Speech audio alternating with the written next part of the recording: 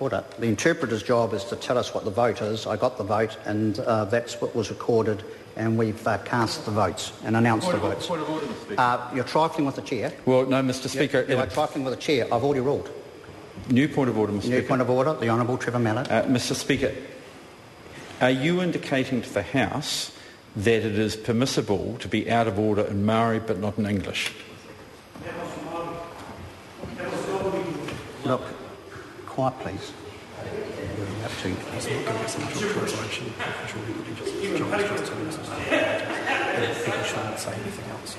The interpreter's role here is just to announce the result.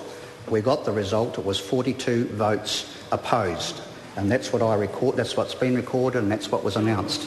We now move on to the Hilary Calvert's amendment to clause 18.3 as set out on SOP.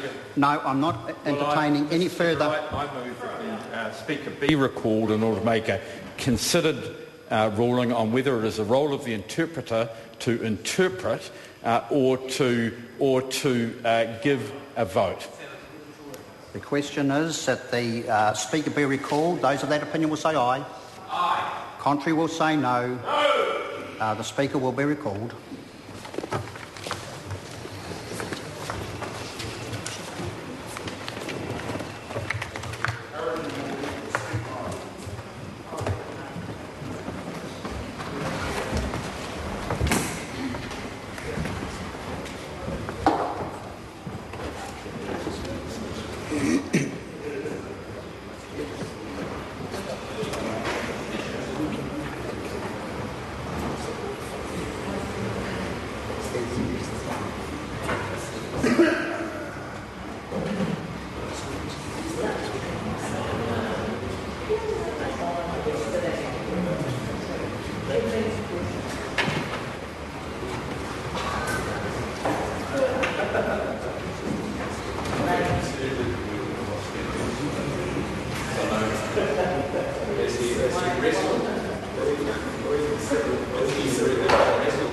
Come on, Shane.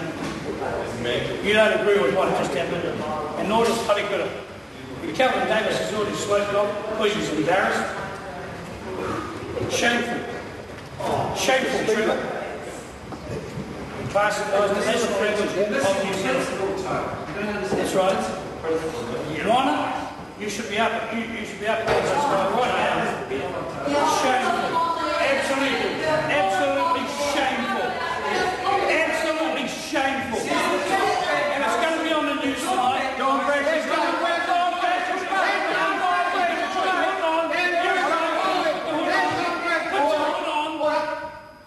The Speaker's been called, and we'll have some decorum in this House. This is disgraceful.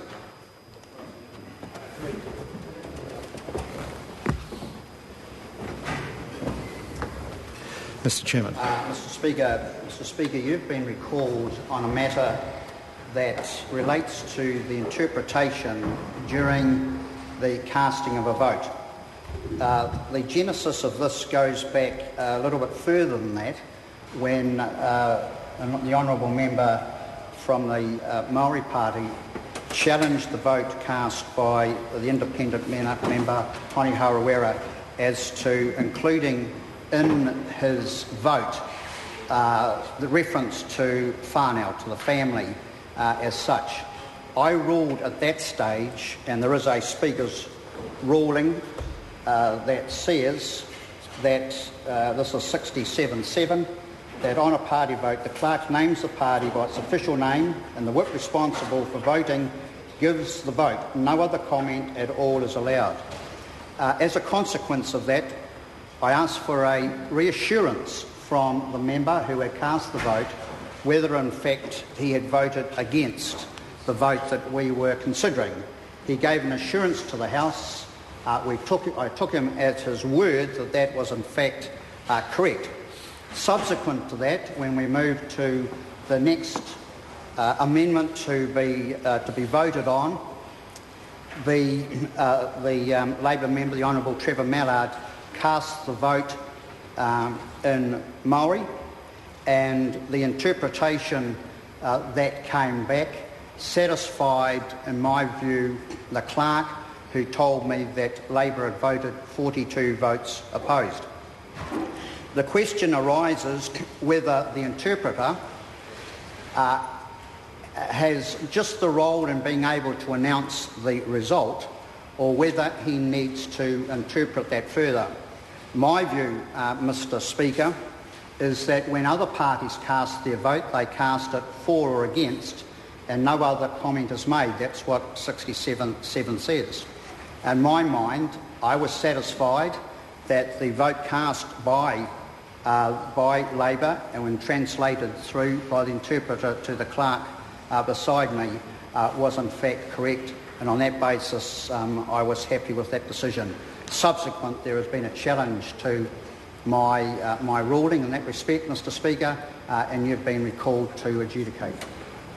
I thank the Chair. The Honourable Trevor Mallard. Mr. Speaker, it is, and I thank the Chairman for a summary. It's absolutely correct what he has said as to what the issue is, and the standing orders are clear, and that is that when someone votes, they give the number and the direction of the vote.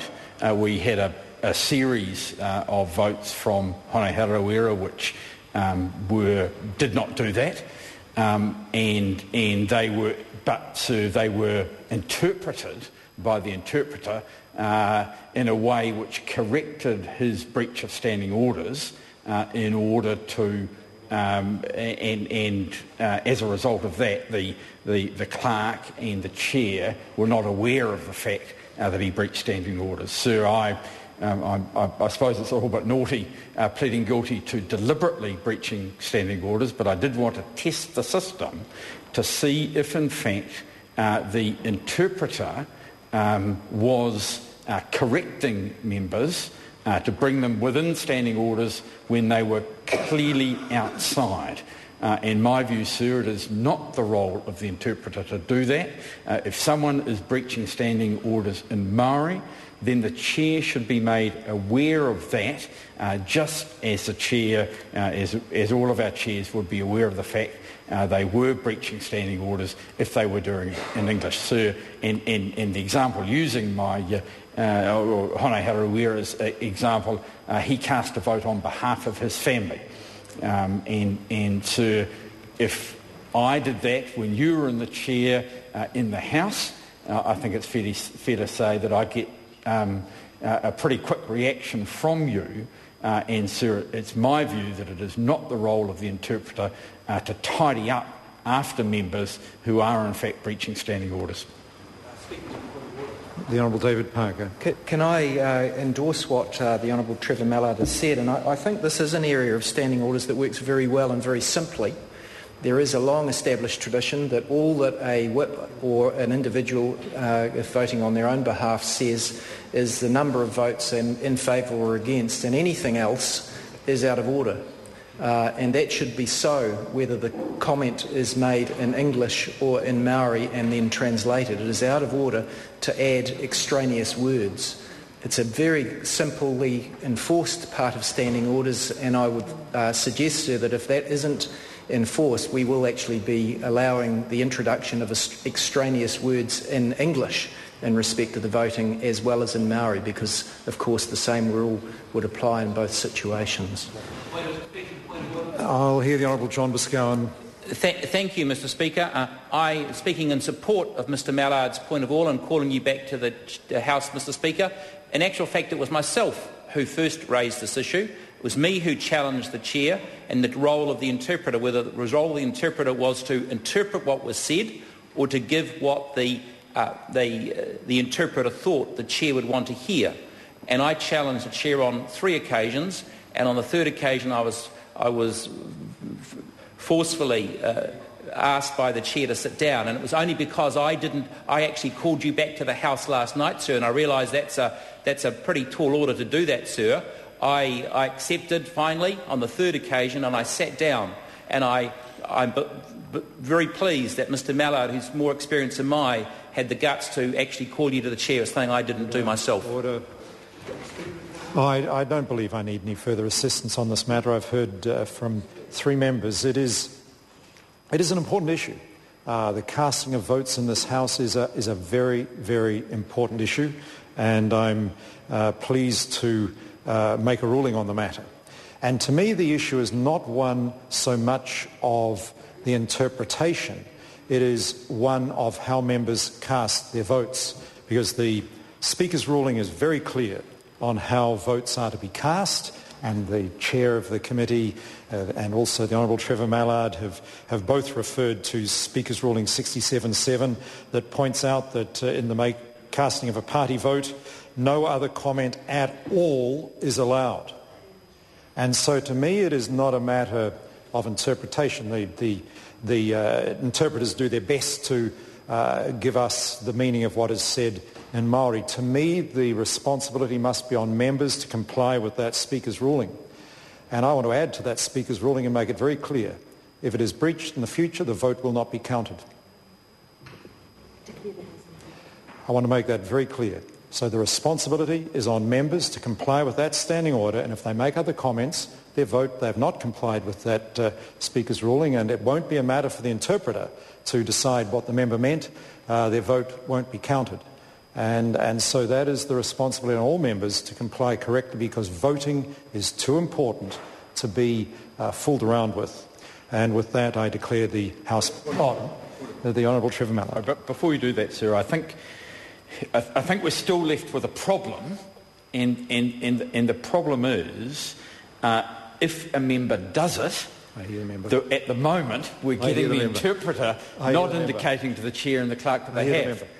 The member makes a further very good point, and so I would ask the interpreters to make sure that they do make clear when interpreting a vote what has been said, so that the chair is aware if the Speaker's ruling is breached. I realise I'm taking a very strong position on this, but I feel that votes in this House are too important to be played around with, and so the member is quite right. The chair must be aware when the Speaker's ruling is breached, and if the chair doesn't understand Māori particularly well, and I certainly accept I wouldn't, sufficiently to be able to judge that, then I'd expect the interpreters to make that clear in their interpretation. This matter is too important to be played around with, and I make that clear to members that if they breach that, they cannot expect their vote to be counted. So I do declare the House back in committee for further consideration of the Marine and Coastal Area Takutai Moana Bill.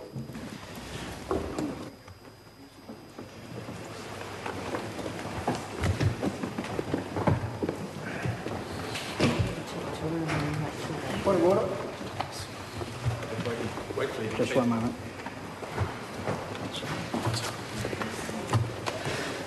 The House and Committee, the point of order, the Honourable Parakura Horomia.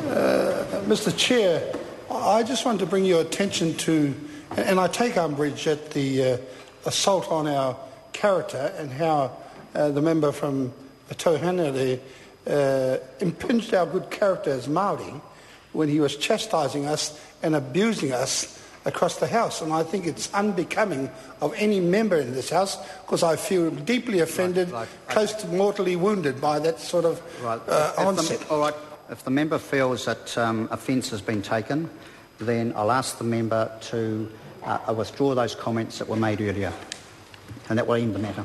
Point of order, Mr. I've asked the member who this member has taken offence. I'm going to, mate. Well, I'm asking the member to withdraw and apologise. Point of order. Okay. Point of order. The Honourable Mr. Speaker, I want to ask your advice, and that is, if a person deliberately mispronounces either my name or my language, then I have every right, sir, to take umbrage. And I know, sir, that some members can't, some members can, and most of the Māori members can. So the member that can pronounce properly, because I've heard him before, that's what I take umbrage at. Okay. I hear what you say. Look, there's been some heat on this over the last half hour. The member took offence. The members apologised. The point's made, very well made, and everyone should know to respect other people's rights in this House.